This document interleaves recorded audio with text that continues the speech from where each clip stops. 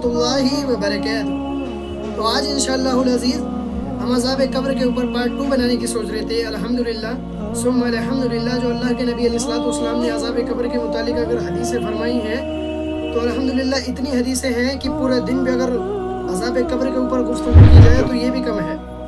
तो इंशाअल्लाह ताला अल्लाह के फजल व करम से वीडियो को स्टार्ट करते हैं। बुखारी मुस्लिम में हदीस है कि अल्लाह के नबी अलैहिस्सलाम मक्का या मदीना में जब तशरीफ़ ले गए तो 2 कब्र वालों को अज़ाब दिया जा रहा था।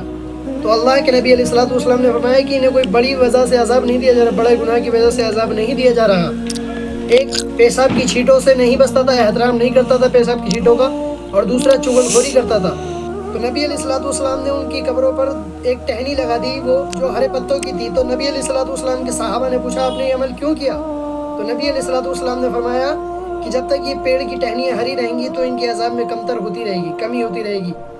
बुखारी मुस्लिम में एक और हदीस है कि अल्लाह के नबी अलैहिस्सलाम के ज़माने में एक औरत मस्जिद नबवी में झाड़ू लगाती थी। जब उनका इंतकाल हो गया तो सहाबा किराम रिदवान ने उन्हें दफन कर दिया और अल्लाह के नबी अलैहिस्सलाम को उसकी खबर नहीं थी। जब अल्लाह के नबी अलैहिस्सलाम को याद आया तो आपने पूछा कि वो औरत कहाँ है? तो सहाबा ने कहा कि उनका इंतकाल हो गया था, हमने उन्हें दफन कर दिया। तो नबी अलैहिस्सलाम ने पूछा कि तुमने मुझे इसकी खबर क्यों नहीं दी? सहाबा ने कहा, तकलीफ़ देना सही नहीं लगा, इसलिए हम आपको उनकी खबर देकर रंजीदा नहीं करना चाहते थे। तो नबी अलैहिस्सलाम उनकी कब्र मुबारक पर गए और वहाँ अपने नमाज जनाजा पढ़ी और फिर फरमाया कि ये कब्र अंधेरों में पड़ी थी और मेरी नमाज की बरकत से अल्लाह ताला ने इसे नूर की रोशनी से भर दिया है।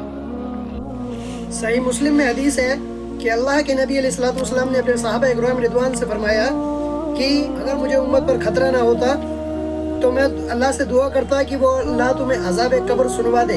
दिखाने की तो बात ही खत्म, अगर अल्लाह ताला तुम्हें अज़ाब कब्र सुनवा देता तो तुम अपने मुर्दों को दफनाना ही छोड़ देते। ऐसी रसीद तुम पर तारीख हो जाती कि तुम्हें डर लगता है कि इसे दफन करें या ना करें। और एक और हदीस जामे तिरमिज़ी में और इब्ने माजा में भी है कि जब हज़रत उस्मान इब्न अफ़्फ़ान रज़ियल्लाहु ताला अन्हु किसी कब्र के पास जाते तो खूब रोते। सहाबा ने पूछा कि आप जन्नत और जहन्नम का जिक्र सुनकर रोते नहीं हो? तो उन्होंने फरमाया कि मैंने खुद हुजूर सल्लल्लाहु अलैहि वसल्लम को फरमाते हुए सुना था कि कब्र आखिरत की सबसे पहली सीढ़ी है, जो यहाँ से बच गया उसके लिए आसान है और जो यहाँ फंस गया उसके लिए मुश्किल दर मुश्किल हो जाएगी।